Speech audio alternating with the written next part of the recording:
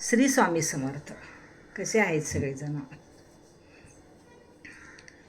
विषय असा आहे, मी मध्यंतरी धायरीला गेले होते. माझं एक कामानिमित्त मी गेले होते. भजनाचा एक क्लास होता, गेले होते. येता येता नवशा मारुतीच्या तिथं बस थांबले, ते पुलो गार्डन वगैरे तिथं. तर तिथे एक आजी चढल्या बसमध्ये. बस तशी काही एवढी भरलेली नव्हती, रिकामीच होती ती बस. योगायोगाने त्या आजीला माझ्या सीटच्या शेजारी जागा मिळाली. त्यांनी मस्तपैकी ते अर्ध तिकिटाचं वगैरे ते काय ते दिलं आणि सांगितलं की मला शिवाजीनगरला उतरायचं आहे. मग शिवाजीनगरला उतरायचं म्हटल्यानंतर आप्पा वळून चौक आला. त्यांना काय वाटलं आपला स्टॉप आला आणि मला पण तिथंच उतरायचं होतं, आप्पा वळून चौकात. आजी उतरल्या, मी पण उतरले. आजींच्या मागं मी होते आणि आजी उतरल्या बस झाली. म्हणतात अरे देवा. मी म्हटलं आजी काय झालं, काही राहिले का तुमचं बसमध्ये? आजी म्हटलं नाही काही राहिलं नाही आहे माझं, पण मला शिवाजीनगरला उतरायचं होतं. तर मी म्हटलं आजी काही काळजी करू नका, मी तुम्हाला सोडते शिवाजीनगरला किंवा मी रिक्षा करून देते. नाही गं म्हणे, माझ्याकडनं पैसे नाही आहेत तेवढे शिवाजीनगरला जायला, माझ्याकडे तेवढे पैसे. मला खूप वाईट वाटलं. तर मी म्हटलं आजी तुमच्याकडं काही आहे का ॲड्रेस वगैरे, मला द्या, मी तुम्हाला तिथून ओला रिक्षा काय असेल ती मी तुम्हाला बुक करून देते.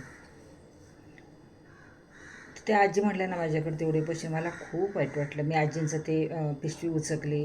त्या पिशवीमध्ये जपाची माळ होती, चष्मा होता त्यांचा, गोळ्या औषधं होती आणि बाकीचं काही छोटे चिल्लर वगैरे होती. काहीच नव्हतं म्हणजे असं बाकीचं. तर मी म्हटलं चला म्हटलं सोडवते. नाही गं बाई म्हणे, नको कशाला येतेस तू. तर मी त्या आजींना शिवाजीनगरला तर ते सोडवलं.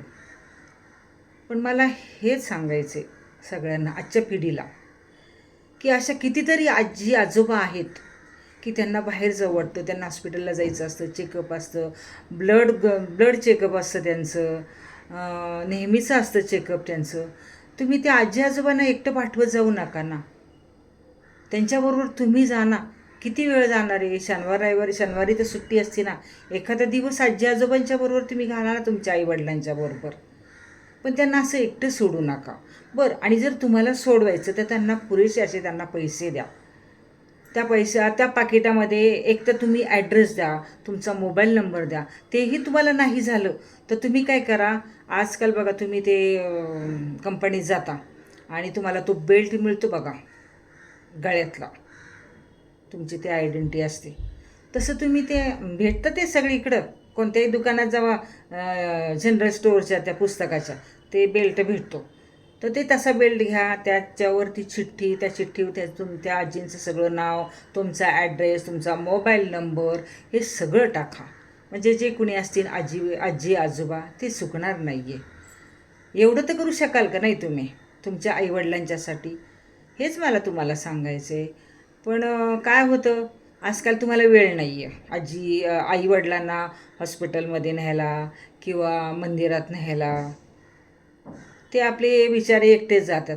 ही असं करू नका, असं मला तुम्हाला सांगायचं आहे की त्यांना वेळ द्या. तुम्ही त्यांच्याबरोबर जावा जिथं कुठं त्यांना जायचं आहे. मग ब्लड चेकअप असतं, डोळे चेक करायचे असतात त्यांना, किंवा त्यांना काही खायचं असतं, खाऊ वाटतं ना. खायला नाही दिलं तर कमीत कमी त्यांच्याबरोबर तर जावा फिरायला, बघा त्यांना किती बरं वाटेल. पण त्या आईवडिलांना आजच्या मुलींनी वेळ द्या. मला हेच सांगायचं होतं तुम्हाला सगळ्यांना, की आज त्या आजी भेटल्या, त्यांना जायचं होतं शिवाजीनगरला, त्या उतरल्या आप्पा वळवण चौकात.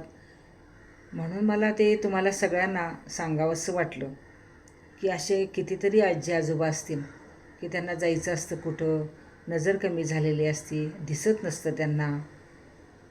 हे काम कोणाचं आहे? मुलांचं काम आहे. आज तुमच्यासाठी त्यांनी काय काय केलेलं असतं आणि तुम्ही तुमच्या आईवडिलांच्यासाठी एवढं पण नाही करू शकत का? तर असं करू नका. मला त्या आजींचं वाईट वाटलं. अशा कितीतरी आजी आहेत, आजोबा आहेत की ते असे एकटे फिरतात, एकटे जातात, एकटे प्रवास करतात. मग हॉस्पिटलची फाईल असू द्या, हॉस्पिटलमध्ये ते ब्लड चेक केलं की परत त्या रिपोर्टसाठी परत जायचं. आजकाल तर तुमच्या मुलामुलींना तर सगळं मोबाईलवर येतं, पण त्यांना काही कळत नाही ना. ते तोपर्यंत थांबूनच राहतात की आता रिपोर्ट येईन हे येईन. शुगर असतं, बी पी असतं. तर आजकालच्या मुलामुलींना मला हेच सांगायचं आहे की त्यांना एकटं पाठवू नका. पाठवलं तर त्यांना पुरेपूर त्यांच्या गळ्यामध्ये तो बेल्ट द्या. बेल्ट नाही दिला तर त्यांच्या पाकिटात एक चिठ्ठी, त्या चिठ्ठीमध्ये तुमचा ॲड्रेस, त्याच्यात तुमचा फोन नंबर, हे सगळं द्या.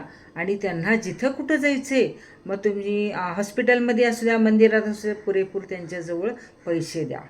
हेच मला तुम्हाला सगळ्यांच्या आजच्या पिढीला सांगायचं आहे. आजी भेटल्या नसत्या तर मी आज तुमच्याशी बोलले नसते. मला सांगा वाटलं म्हणून तुम्हाला तुमचे सांगितलं. आवडल्यास लाईक करा, शेअर करा, सबस्क्राईबर करा. धन्यवाद.